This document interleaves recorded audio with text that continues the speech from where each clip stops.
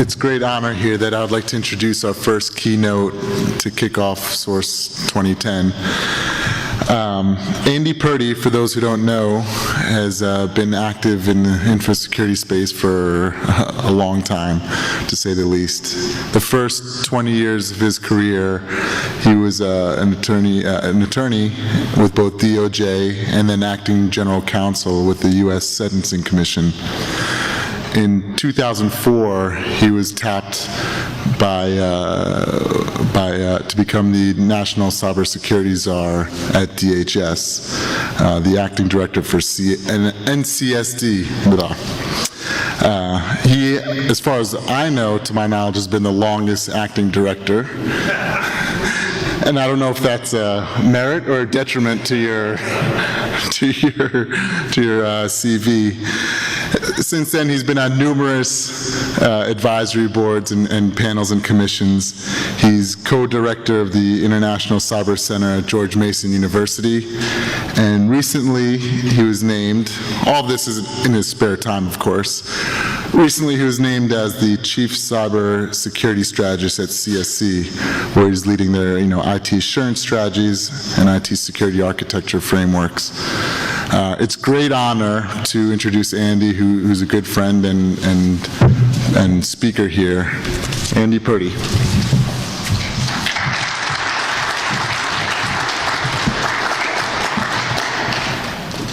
Thank you. It's a great pleasure to be here.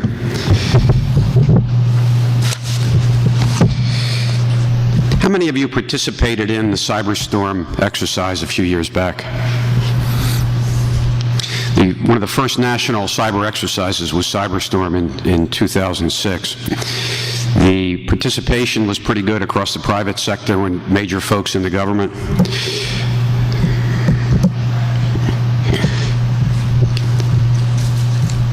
DHS ran it, but we had all the key agencies in law enforcement, intel, civilian agencies, and we had a number of international folks participating as well.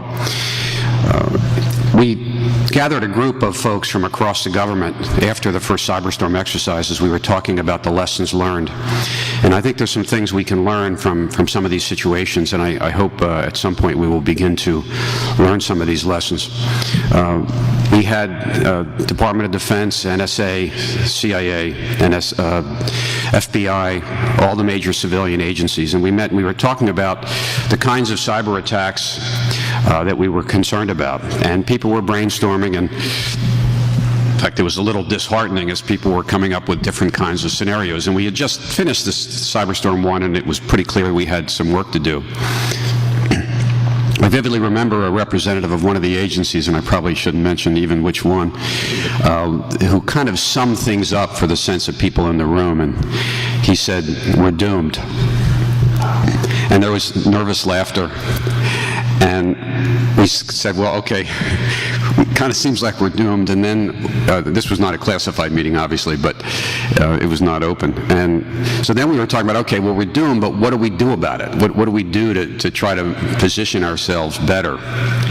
And after quite a lengthy conversation about the difficulties involved, the same gentleman said, it's hopeless. And the challenge of making progress when ownership and control is dispersed so much in our country and internationally is a problem that plagues us. We continue today. And you see it when we looked at things like the lessons learned from Cyberstorm 1. It was one of the most robust efforts of government and the private sector to try to analyze what had happened, what we attempted to do, what were the gaps, what processes were in place, what authorities may have been missing. And it was an absolutely fantastic roadmap for what our nation needed to do, not with the government in charge, but private sector and government working together. And I moved into the private sector after we had completed that after-action process. And I was part of the private sector group, the public-private partnership, under the exception to the Homeland Security Act for the Federal Advisory Committee Act. This structure was set up for public-private partnerships, and I encourage folks to join the organizations by your sector, and there's no charge for it, such as the IT Sector Coordinating Council. And so, as I was in that new role, again a volunteer, they were planning Cyberstorm 2. That was 2008. And I suggested to my colleagues, I didn't want to make it seem like I was being too critical of my former government colleagues, but I suggested to them that perhaps we needed to get the Department of Homeland Security or somebody to brief the private sector on what was done with the lessons learned from Cyberstorm 1, for which $3.5 million was spent. And I suggested that as we plan Cyberstorm 2, perhaps part of Cyberstorm 2 should be trying to test those things that had been improved so that we can then continue to make progress. Well, not we then, but DHS spent over $6 million for Cyberstorm 2. And I went to a senior official in DHS to ask about, and the private sector people didn't push forward either. So I mean, I think there are some issues on the appropriate role of the private sector and leadership. And I asked the senior official of DHS, well, what happened to those great after action? And one in particular I cited as an example, that at the Department of Homeland Security, there's a room probably about this size at the top secret SCI level with representatives of all the agencies and state and local government and even some major municipalities. It's called the National Operations Center. And it's very impressive, at least it was to me, with the screens that are showing basically the major activities, the major concerns around the country and things internationally that are affecting our country. And I participated in some of the daily briefings they would have each morning about things, oh, well, somebody came across the border and who was in the car with them and what were they tied to, and basically sharing information. And then, you know, the Postal Service or the FBI or the intelligence community would move forward with something. But the recommendation from Cyberstorm 1 was that we need to make sure that cyber was part of the National Operations Center, so that the visibility, not just when there's a crisis, but the visibility as to the steady state would be something that was available to all and that was part of the national landscape. I know it probably seems kind of obvious that cyber should be part of the national picture. But it's part of the governance problem that we have as a country, that this senior official, I said to this person, well, why haven't you, in the 2 years since Cyberstorm 1, included cyber in the National Operations Center at DHS? And the answer was, well, we're really busy. And just the day-to-day stuff that we have to do, and the stuff that's not really visible to the public, that, we have all these bosses and you have to send them reports on things and information and update and the queries. I mean, it really is, it's not fun. And it's one of the tougher parts of being a public servant, frankly. And the person then said something that was very instructive about why we hadn't added cyber to the common operating picture for the nation. Nobody ever asked. Nobody ever followed up. The private sector didn't follow up. Congress didn't follow up. Nobody followed up. And so part of our challenge is to try to create visibility, not just that we have a big cyber problem and now let's do something about it, which is kind of sort of where we are, but to try to have the government and private sector together identifying strategic national cyber priorities and goals and objectives.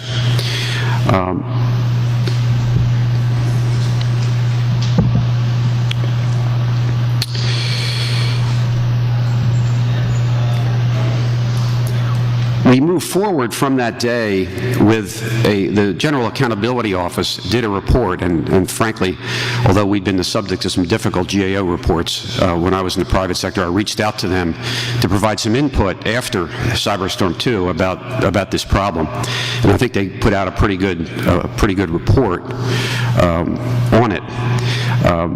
But the problem for the folks in government, and Howard Schmidt is now the White House cyber coordinator, and I think he's attempting to do a really good job over there. But to try to have some clarity of a roadmap that we can then evaluate against is very important. And he's in a difficult position, just like others in government before him have been in a difficult position, where, for example, when you're asked at a congressional hearing, and he's not subject to Senate confirmation, much to the chagrin of a number of people in Congress, because he's a presidential appointee who is not confirmed by the Senate, so he doesn't testify because of executive privilege.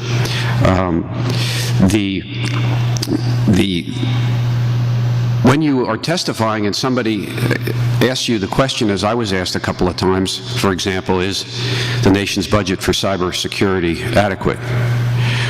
And I was asked by the chairman of another committee, is the nation's budget for cyber R&D adequate? Well, unfortunately, what I don't think even some people on the Hill appreciate, but perhaps others don't appreciate as well, is that there is only one answer that a person who's a public official can give to that question. And I answered it a variation of, and of course they didn't listen to my answer, but I answered that the money we have for the particular fiscal year in question is adequate to do what we plan to do during that fiscal year.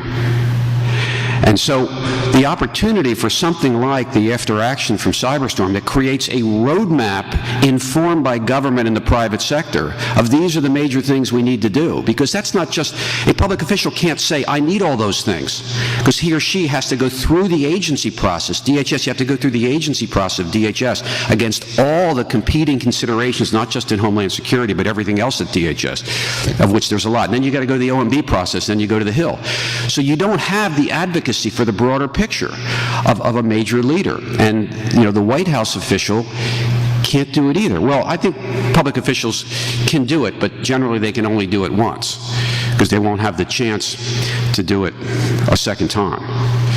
So it becomes incumbent on the private sector to try to create a framework and to create visibility about what's necessary, so that we can fundamentally say to the people who make the decisions what we need to worry about and what we need to do about it. And I think it's the same in terms of our national picture, and it's the same within our organizations. We need to make it easy for folks to know what we need to worry about and what we need to do about it. The final vignette I wanted to give you before I go through a few slides, and I don't see microphones, but I assume we'll have microphones because I'd really like to have questions you know, and comments as we go along. Well, I'll get to that. I'll get to that in a minute. Some of the points that I wanted to touch on.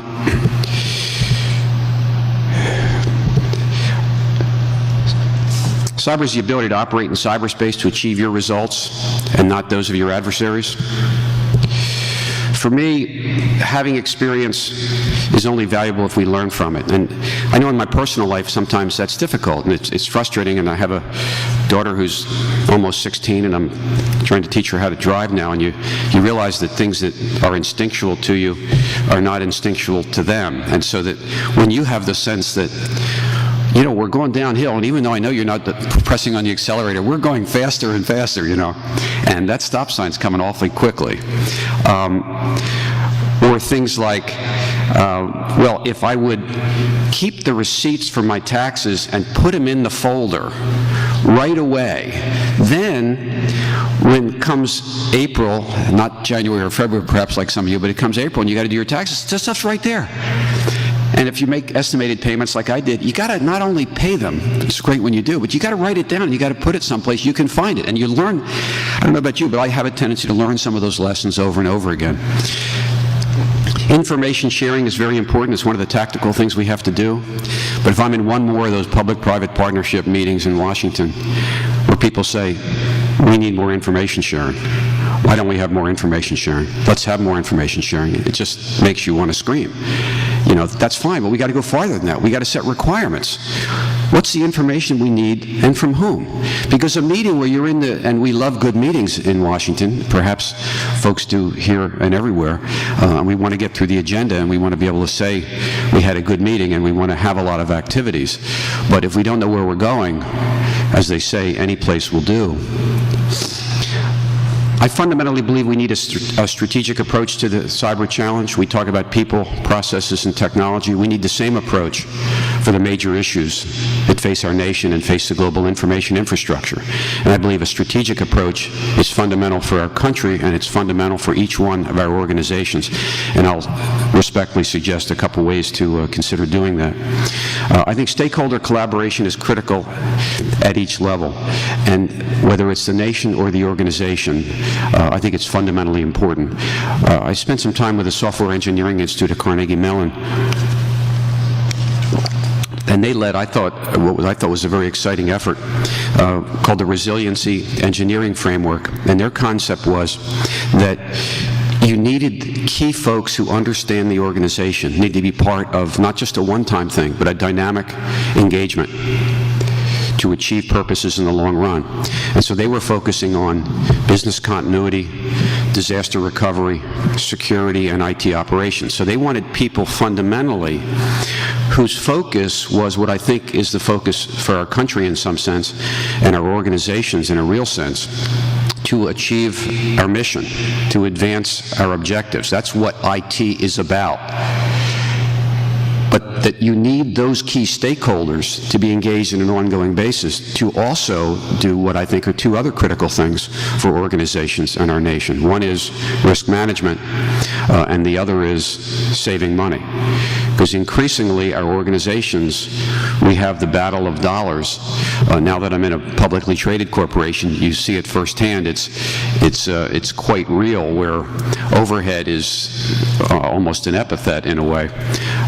But the stakeholder collaboration, to have that visibility, and so at the organizational level or the national level, those key folks need to be thinking, oh, let's do cybersecurity. They need to be thinking about, how do we advance the mission of our organization? How do we advance IT operations to make it more efficient in advancing mission? How do we make sure business continuity and disaster recovery are part of our ingrained processes and understanding of what is critical? What does that depend on, and how do we achieve that?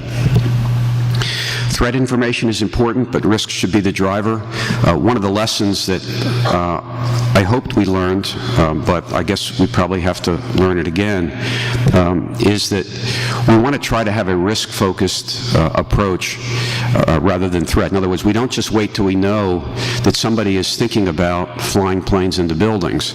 We have to have an approach that's essentially saying, okay, what do we need to worry about and what do we need to do about it? And it can't just be the bosses. It's got to be representatives of the everyday parts of the organization and of our country who can provide that information, and then you have visibility on the beauties of a risk management program where you can have, you know, acceptance, transference, and so forth of the risk, and then you can document it. Because I think I spoke to the CISO of a major telecom, and I was very disheartened as he was talking about Starbucks. I just like the taste. I don't need the caffeine. He was talking about, look, if there's 65,000 bots attacking our network, we're in deep trouble. And frankly, that was a lower number than I thought would be of great concern to him. Some of the other carriers don't believe it. They say it's not a problem. And he said to me that he believed, much like my former boss, Richard Clark, that we really need a major cyber event before folks are going to take things seriously. And I found that just incredibly disheartening. And I know he's not going to give up on it. And he had just had dinner with Keith Alexander and Howard Schmidt and some of the major military folks, so he's not giving up. But it's like, you know, first of all, I don't see why, even if there is another major cyber disaster, we think that people are then going to take it seriously. But I believe there is one thing that does happen if there's a major problem, such as if there's a major cyber event. And I think in this country that is absolutely clear, and that is that somebody will get blamed. And I think what we have not done is we have not adequately, and I obviously put myself in that as well, we have not adequately made clear to the decision makers, this is what you need to worry about, and this is what you need to do about it, so that two things are possible. One is that they start to think, well, if something goes wrong, I'm going to get blamed.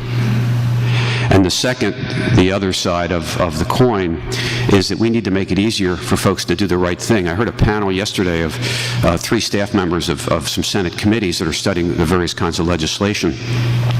And you know, you get the obvious opinion that these are very well-meaning people, and they have some level of information, and they really want to do the right thing. But it's like the lack of clarity in the input it's very disheartening. I believe risk management is absolutely critical for organizations, nations, and the global information infrastructure. I think there's some encouraging things out there to help guide us, both in government and out, on risk management.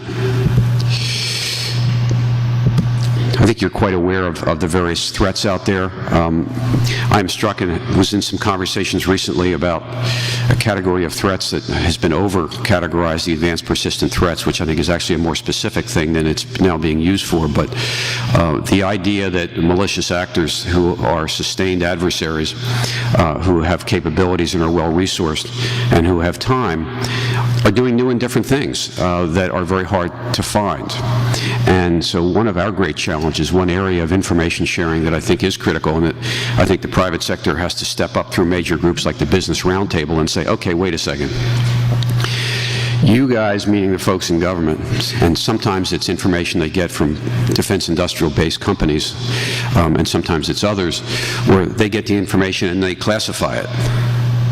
And so then it can't be shared with other people. And I remember when I was in government, some conversations with others in government where they said, well, we have a problem and it's affecting government.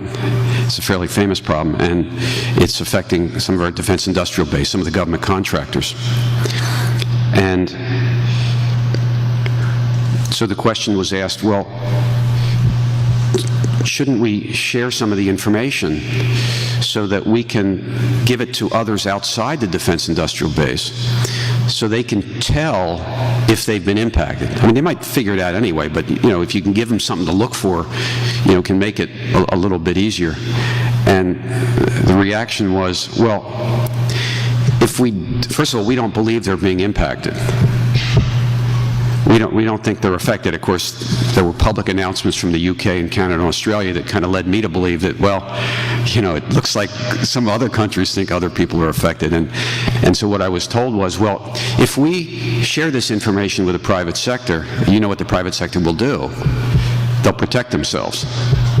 And if they protect themselves, then the bad guys will know that they protected themselves. And so then the bad guys will use a different mechanism. So I'm sitting there thinking, okay, so we got two choices then. We either let the private sector protect themselves for a little while and make the bad guys have to do something different, or we just let the bad guys continue in our folk systems.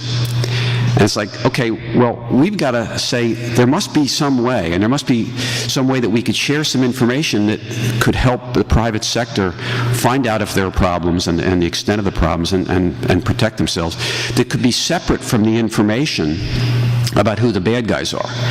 You know, that we could separate the attribution. Or at least we could say, well, after some period of time, where there's time for law enforcement to do their investigations and the intelligence community to do their investigations, at some point, you know, enough is enough. You know, let's draw the line at some point and then say, okay, well, the bad guys are going to find out. Frankly, the bad guys probably know anyway. So we know that cybersecurity is a national security imperative and a global business issue. It also is important for technological advantage for our country, the opportunity for us and private sector to gain competitive advantage, can help us shape the global cyber environment. It's a very important field for emerging technology, and I'll talk about that in a minute. I think we are really falling short in terms of encouraging innovation in this country. That's a good foundation for academic excellence. There's no separation in cyberspace. We share the environment with the good guys and the bad guys. I think it's increasingly important to understand not only computer network defense, but be informed by exploitation and attack. We see Google reaching out to National Security Agency, for example, that the information that is necessary to find the more sophisticated malicious activity requires greater expertise, tools, and sharing of real, timely information. We can't have a rule that says, okay, we'll share it, but we'll only share it to people in the private sector who have a SCI security clearance, particularly where you say you can only have an SCI security clearance if it goes along with a government contract. And so if these problems are affecting, as they appear to be at least some in the private sector, we have a problem with our system, that we don't have the experts allowed to be working in the private sector space with the full range of tools and experience that they need. I think a very important point is that effective cybersecurity is more about architecture and integration than deployment of more products.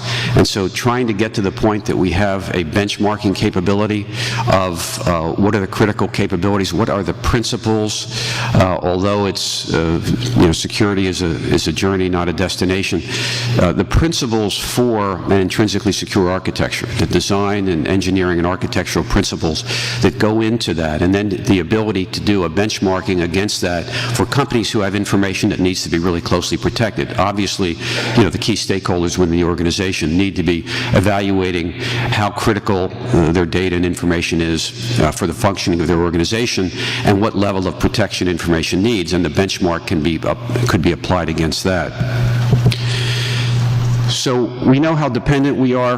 The risk is real, but often not visible and obvious, and it's interesting that the things that we put up with in cyberspace, we would not put up with in the physical world.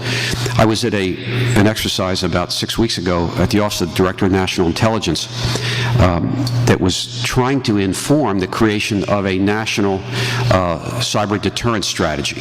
So let's try to use the kinds of principles that work in the physical world. Let's try to come up with a deterrence strategy for cyber. In other words, to try to convince people not to do things. And part of a deterrence strategy, and what one part they really seem to focus on, is if somebody does something against you, what should they fear that you will do to them that will help dissuade them from doing it, like the nuclear, kind of an issue. But another part of deterrence strategy is the question of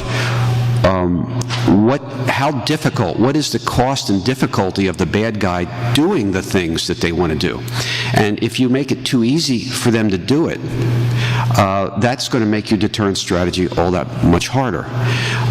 And it was interesting, and this was folks from multiple agencies and some companies, and they were talking about, they tried to come up with a list of things that they felt were unacceptable for bad guys, whether it's nation states or individual actors.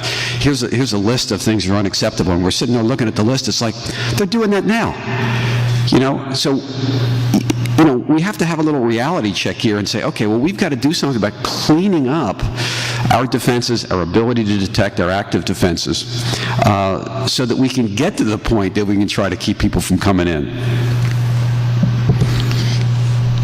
Obviously, authority and control is spread among multiple entities in the public and private sector, and that's a gigantic challenge. I think we have a tendency to think, okay, somebody's in charge of this, so that's going to take care of it. Or let's make a White House coordinator, and he or she is going to be in charge of this. And now, I was in a meeting earlier this week where some folks were saying, well, yeah, actually it was the Intelligence and National Security Alliance meeting, and folks were suggesting, okay, we've got to transfer more power to the White House coordinator. And what I tried to suggest is, look, we have a paradigm where power is dispersed. And it's not just government and private, it's not just the U.S. and internationally. It's even within the White House there's dispersed power. And there's certainly dispersed power between the White House and the agencies. And the fact is, at least I believe it's a fact, it's going to be really, really hard to get any of those people to give up any of the power. that the history of our Homeland Security presidential directives and national security presidential directives is that they're not going to give it up. So let's work with a new reality of power and figure out how we approach the challenge. Cyber is international. We have to get beyond. We have a tendency, and you saw it in the reports of the Center for Strategic International Studies.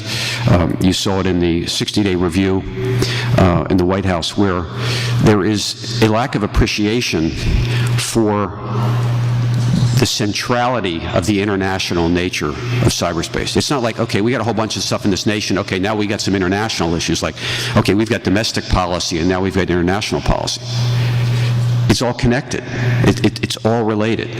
And we can't simply say, oh, cyber's international. Well, there's going to be a Meridian conference, or there's going to be a Five Eyes of the U.S. and the 4 closest allies, or there's going to be a NATO meeting, and, oh, let's make sure cyber's discussed in that. That's not a strategic approach to these issues. We have to be proactive and strategic at the organizational level as well as nationally. We have to systematize after-action processes for exercises and real-world events. I think part of the process needs to include independent assessments. We need to have independent folks analyze our national preparedness, which is what our exercises are. Organizations need, like the auditing for financial controls under Sarbanes-Oxley, independent assessments of our IT infrastructure so folks can get the objective report, because we cannot in this world rely on the people that are doing things to be the ones who evaluate how well they're doing them. That, I think we've proven, and we need to learn that lesson.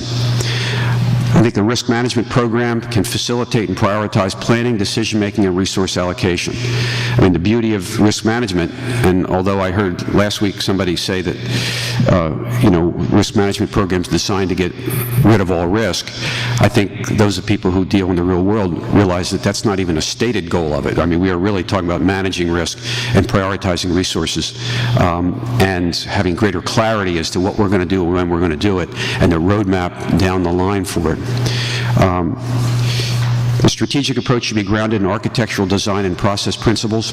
And as I said, I believe the stakeholders need to be engaged in the assessment and mitigation of risk, spending on research and development, incident response, and recovery preparedness.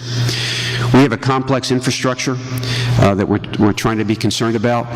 We're trying to promote the functioning of this infrastructure, not just basic functionality, but the core functionality is what we're trying to preserve. We have an interesting dynamic now, and folks may have some comments now or later about the relationship between the public and private sector and what we're seeing. The Hill folks yesterday, and I think in the legislation that Senator Lieberman will introduce in the next week or two, I think the White House, on the anniversary of President Obama's May speech on cyber, will probably announce the administration's legislative recommendations. So we've got a tremendous tension on some of those issues, but we have the regulated groups with Sarbanes-Oxley, HIPAA, Gramm-Leach-Bliley, the chemical industry, the nuclear industry, and there's increasing pressure to raise the bar in each of these communities. And the private sector is pushing back, encouraging the use of incentives and rewards and best practices as a way to shape the landscape. So Congress doesn't think the private sector has done enough and tried hard enough. And there certainly has been an awful lot of activity in the private sector, but you see in the example of one of the major issues that the private sector has pushed is let's use incentives instead of regulation. And one of the things that frustrates me is that, and I've seen numerous reports, and they really are great, bright people, like the Internet Security Alliance. I think with ANSI did a recent report, but ISA has been very strong for incentives. So they want things like, they want tax breaks, they want insurance, they want to streamline regulations, they want safe harbor, they want things like that. But what never gets specific is, what is it that the private sector proposes to do? In other words, to raise the bar, what should the goal be? And what should be the intermediate steps? Because you can't expect people to achieve the goal, in 1 year. So what is it you want folks to do? And what do you want to give them as an incentive to do it? And I was speaking with somebody who came up with the idea of a capital gains break for companies that are striving and achieving the right kinds of results. Which, although it's a good creative idea, as you know, the capital gains rate is across the board and based on what you buy and how long you hold it, but it doesn't have this kind of an indicator. But the congressional testimony, the reports, it's, oh, we want incentives, we don't want regulation, we want incentives. And part of the problem is that the private sector, they're critical of NIST, the NIST standards, because, well, that's U.S. government-centric, and that's government and doesn't really have private input, and well, it certainly does have a lot of private input, but so they're saying, oh, well, we should use international standards, but the company should get to choose what standard they're going to work toward. So they're going to choose what they're working toward, and then they'll get some kind of a break, like a tax credit or something else.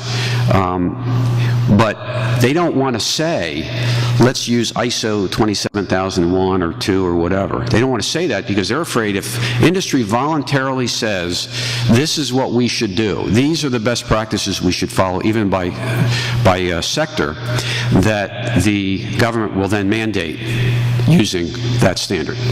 So what happens is there's a lot of good talk and a lot of good meetings and an awful lot of reports, but there's not a specific focus on, okay, this is what we're going to do, and then you've got to have a discussion among private sector. Well, what's going to convince folks who don't believe it's worth it to spend the money to go to that point? So you see, for example, in the Rockefeller Snow legislation, and I thought this proposal had been dropped after pressure from industry, but they want to mandate certain standards for critical infrastructure, and they want to mandate that there be audits every 6 months of those companies to see if they're in compliance with the standards. And I don't think the first time or two it would mean you'd pull the plug, or but I think it's a stair-step kind of thing.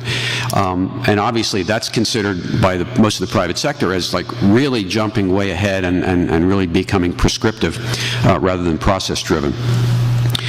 It's expected that the executive branch is going to talk more about those who do business with the government, the defense acquisition regulations, the DFAR, for example, are going to raise the bar. You want to do business with the government, you're going to have to meet some of these standards, like the NIST standard 800-53, for example. And depending on what you do, it might be things like the DISA STIGs, that kind of thing. So leveraging the purchasing power of the federal government is going to be one of the major things in the next year that I would suggest is going to be a major change, and I think that's going to help raise the bar. Hopefully they do it in a constructive way. The utility, transportation, other critical infrastructure are under tremendous pressure. As you know, the power folks kind of wrote their own regulations, and then others came in and said, well, this is a joke, these really aren't worth anything. But you have a landscape where the profit margins of many, if not all those companies, is very, very tight. So the cost benefit and their desire to raise the bar isn't matched up with their ability to pay for it. So in terms of the public sector, trying to analyze, what are the most important things here? What do we need to do to raise the bar? Instead, what we're doing, for example, in the electric power area, and there is some good work being done on SCADA and control systems that's been continuing. They say, okay, well, let's make sure that we share with the power producers information on threat. That is certainly a piece of what needs to go into the equation of, in that area, what is critical, what do we have to be able to maintain, and what is the plan for doing that. I mentioned the private sector favors the standards, the incentives, and the safe harbor provisions. The private sector really likes things like the Safety Act that was passed a few years ago in terms of the terrorism insurance issue, where companies that were going to produce products to deal with terrorism were concerned that if they failed, that they would face a tremendous liability, and they were saying there's no market, they couldn't buy insurance. So the idea, which I think was a pretty good one, was that, okay, if the company does this, then they will be able to buy insurance to protect themselves. But what they want to do in the cybersecurity realm, and I don't know that it's a perfect fit, is and you see an example of it in the data breach legislation. All the states have data breach legislation. They're trying to create federal legislation. And so they're trying to create something in there to incentivize companies to do the right thing, but give them some reward if they do it, because you can't be perfect. You can't eliminate all risk. And so they want to put something in there that if a company does X, Y, and Z, and there's a breach nonetheless, they're not going to have to disclose it and lose the harm in the share price. So that kind of concept of trying to get companies to do the right thing, and they'll get some limitation of liability, some protection in terms of the cybersecurity realm, is of great interest to the private sector, and at least the people from the Hill who spoke yesterday feel like the train's already left the station, and that is not really of interest to them. They're much more focused on, well, first of all, they're focused on being able to say that they did something, and I think you know, in an election year, that's certainly something that's very important, but something that's probably more regulatory than that. There's an increasing global recognition of the importance of national health and security. I want to talk about a couple examples, and I guess we can make the slide deck available later. Trans-Global Secure Collaboration Program, the governments of the U.S., the U.K., and the Netherlands. The U.S. Defense Industrial Base Program is a very important program for defense and aerospace contractors run by the Department of Defense. Like the general defense acquisition regulations that I think are going to be revised to help raise the bar, this DIB process of these companies is going to get these companies to raise the bar, that if they are going to be part of the suppliers of the U.S. government, they've got to protect themselves. They have to be ready for these advanced, persistent, and other very sophisticated threats.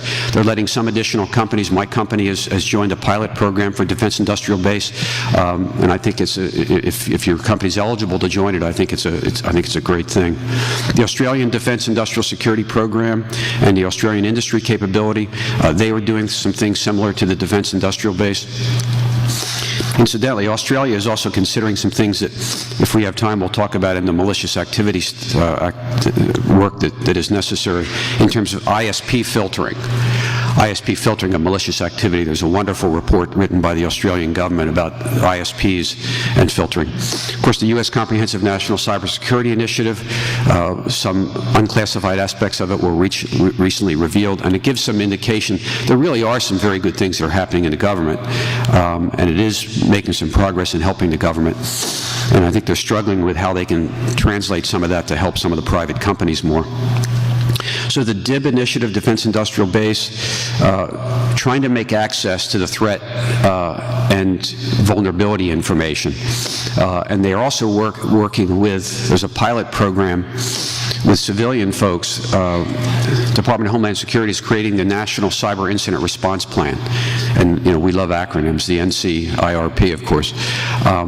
And they're doing a pilot through a Presidential Advisory Committee, the National Security Telecommunications Advisory Committee, the NSTAC, to really try to see about sharing absolutely important information across the private sector and with government. So these are some initiatives that I think are very exciting, and there are some of the leaders of those from the private sector that have been working on this forever, and they're finally getting some traction. Some of you may not have seen it, and we'll make the slides available. Initiative 12 from the CNCI defined the federal role for extending cybersecurity into critical infrastructure domains. I'm sure you've heard about, there's been recent publicity about the Einstein program at DHS. The cyber lead for DHS, Phil Reitinger, testified this week about the funding requirements for Einstein. So those of you who care about it, it's the Block 3 program, probably want to Google Phil Reitinger's testimony, and also the testimony of Keith Alexander, who's up to head the Cyber Command.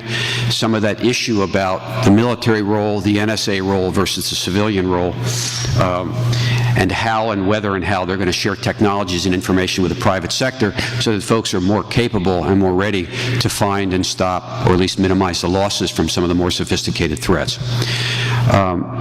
As I suggested, I think we need greater clarity on what we need to worry about, what we need to do about it.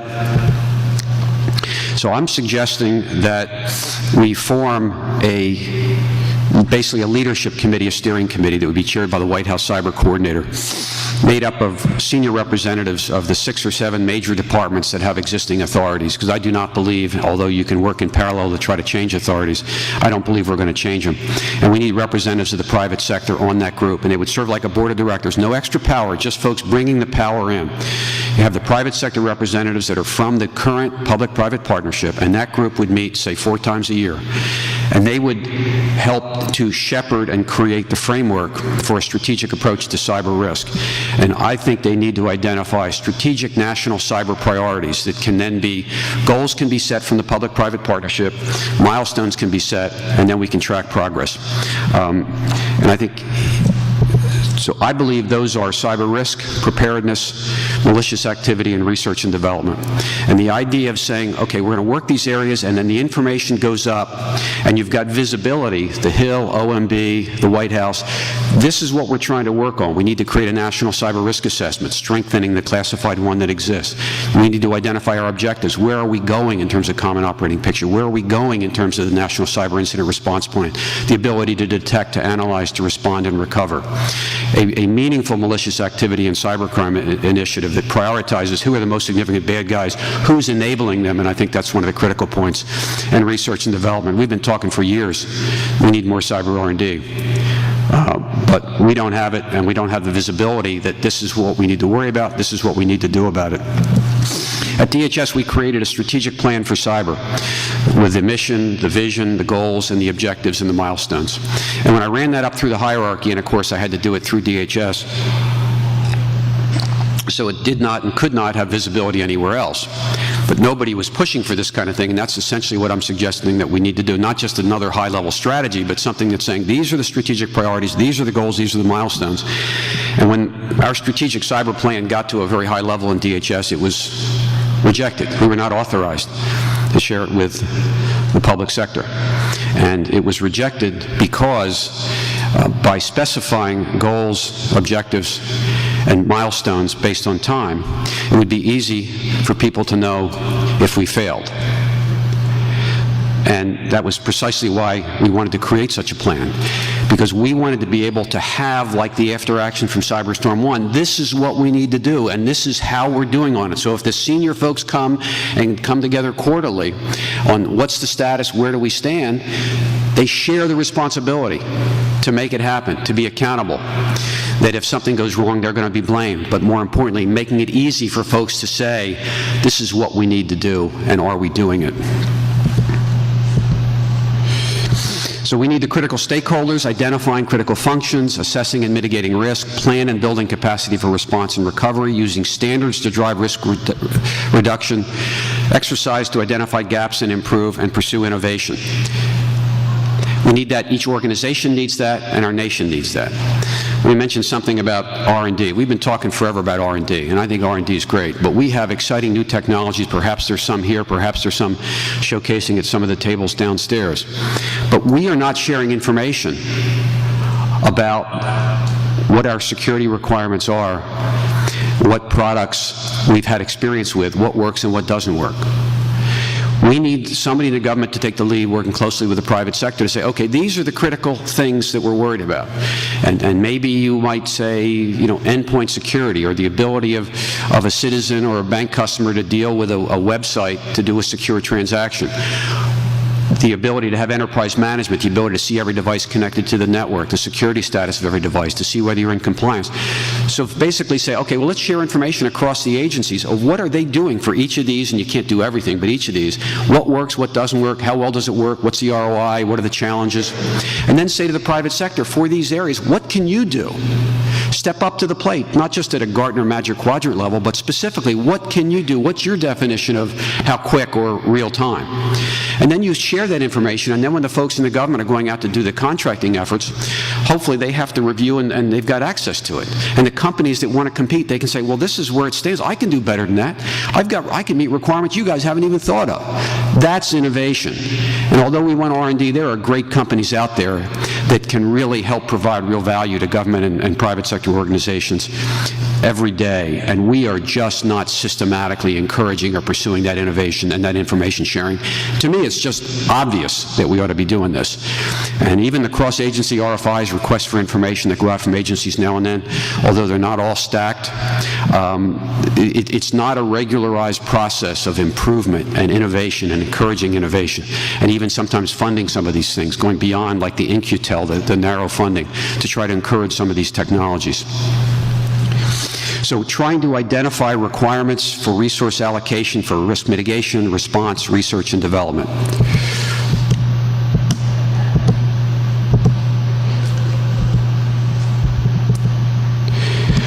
think one of the largest missing things is a serious effort on malicious activity. We have relegated, and I was a federal prosecutor, I believe the people in law enforcement are doing a tremendous job. They are not even close to thinking about being about solving the problem of cybercrime, the problem of malicious activity. That is not their job. We talk about people, processes, and technology. That's got to be part of malicious activity and cybercrime. We need a strategic approach. We have a largely reactive approach, supplemented by awareness raising, supplemented by some really good things like the European Convention on Cybercrime.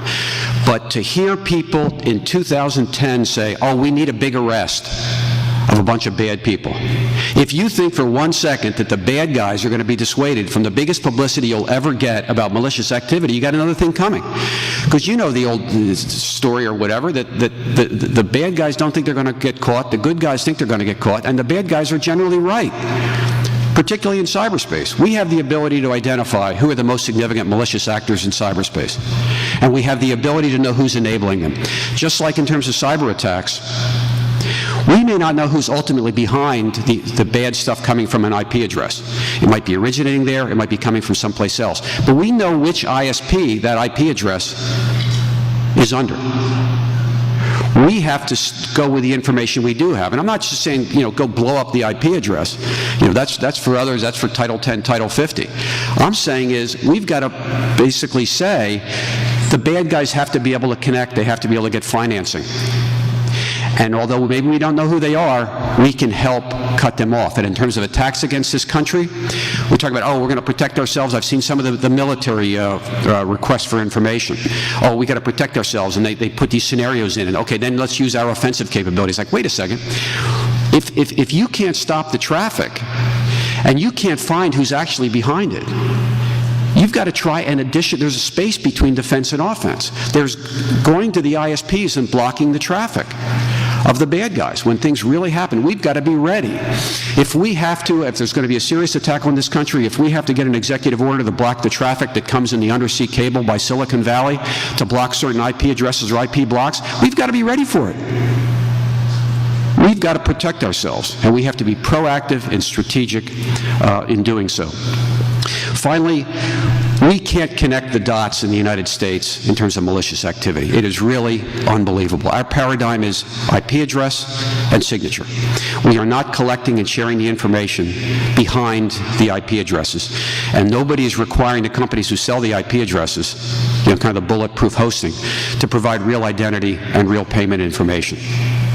So you can't connect the dots between the malicious activity and the spam that the Federal Trade Commission sees, the IRS sees, Justice sees, the other federal government. We've got to have an federated information sharing capability. We can't, right now we know that or at least we thought we knew until the Christmas Day incident, that if information is tied to terrorism, it goes to a central place so those folks can have visibility. But how are they going to tell if the terrorists are using spam to finance their operations? They can't connect the dots. It's kind of common sense. Finally, we need a national cybercrime survey. We don't know the magnitude of the problem. People tell me, oh, the Computer Security Institute does their annual survey. And they say, knowing full well that the CSI admits it's not statistically significant. Well, unfortunately, what not statistically significant means is that you can't take it as accurate for what it says. And you certainly can't take it as accurate from comparing one year to the next. I know it's fun, and they do a great job, but we have no ability to tell the magnitude of our problem. And we need to be able to tell, and you can't do it every year because it would be too expensive, but every 2 or 3 years do a national cybercrime survey out of the Bureau of the Census. I think would give us a much greater handle on the problem. I ran out of time. I don't know if we can sneak a few questions, and I welcome comments as well, but thank you for giving me the opportunity to speak.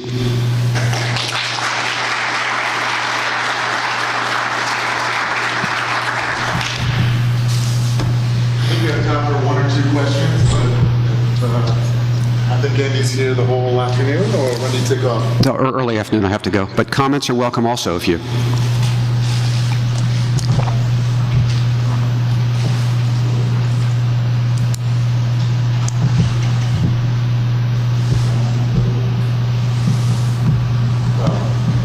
I can shout. Let's do a shout.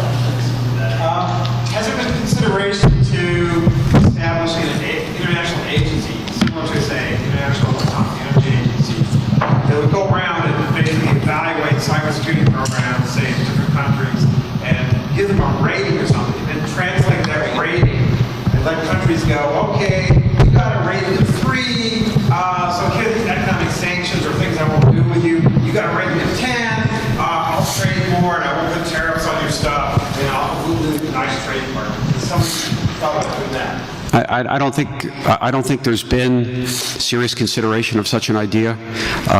If you do draw the analogy to the ISACs in this country, frankly, they're great people trying to do good things, but it's really not very effective, and there's not very robust information sharing. Some folks would like to create a new body that would be sort of over the ISACs, but just like the ISACs would never stand for such a thing, and there's so many different bodies internationally that, you know, they probably wouldn't stand for it either. So that's why some of the international standards bodies and setting standards, and then the idea that governments or companies would audit themselves or have others audit them to those standards. You know, and frankly, the idea that hopefully we get to the point that if you have a network that you want to have certain level of trust with somebody else who's connecting with you, and the idea of sharing some kind of certifications to show that you're trustworthy, analogous to what the defense industrial-based companies will have to do with government, where people would voluntarily share information or work to certain standards so that they can trust other people. I think that has a greater likelihood of some traction. Last question.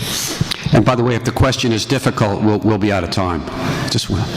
So hopefully it's not too difficult, but in our country right now, we're very litigious, which is an understatement, but we look at incidents that brought SOX about, so Enron, et cetera. The problem that I see, and you touched on it, was that there really is no one legislation out there. Multiple states have multiple legislations for what they require companies to adhere to if they operate within their state. Is there any one way that we can get one law, so to speak, that governs around the security, and then from there we can have the outside organizations start to fall in line with that. So if we streamline the process rather than continuing to add additional agencies, what are your thoughts? Well, I think implicit in that is a couple things. Is the idea that some authority that exists will be collected and gathered, and/or authorities would be put in a central place. And we have really a lot of difficulty in this country doing that. On this conference call, this panel yesterday was Senate Homeland Security and Senate Commerce, and the Senate Intel Committee has jurisdiction, and Senate, I'm not sure if it's Government Affairs, with a FISMA reform. They can't even get the committees considering the issues to come together. Another thought is it's similar to when we get frustrated sometimes in this country, and perhaps less so in the last 2 years, we kind of say, well, I wish we had a benevolent dictator to whom we could give all power.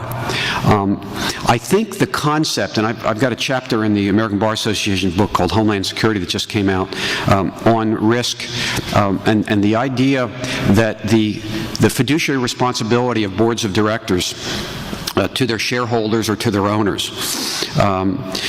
The idea that risk for purposes of meeting those responsibilities, requiring due diligence, that information risk needs to be part of the overall risk framework for the organization. And so that an organization, to meet their due diligence and corporate responsibilities, have to have basically a meaningful risk management program. And that if there are reasonable international standards out there, they've got to find something that they will evaluate themselves against, or else they won't meet a due diligence requirement.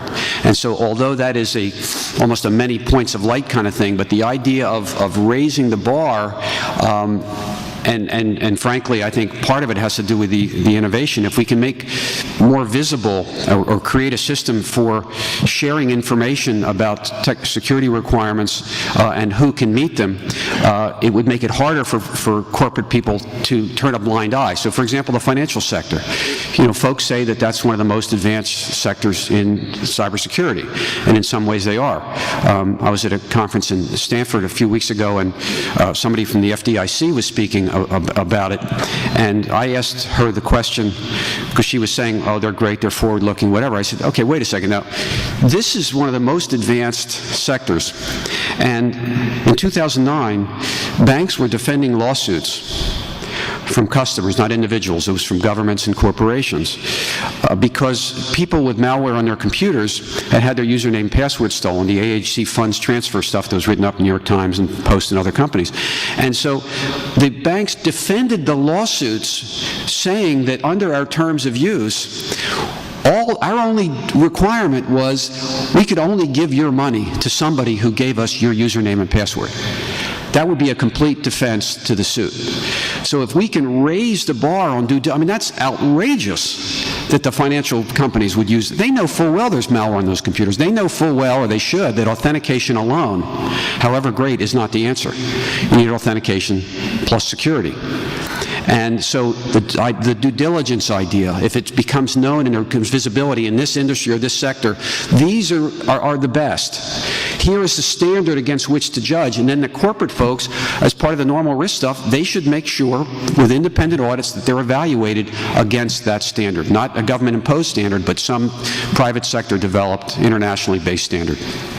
I think we're out of time. Yeah, Andy, thank you.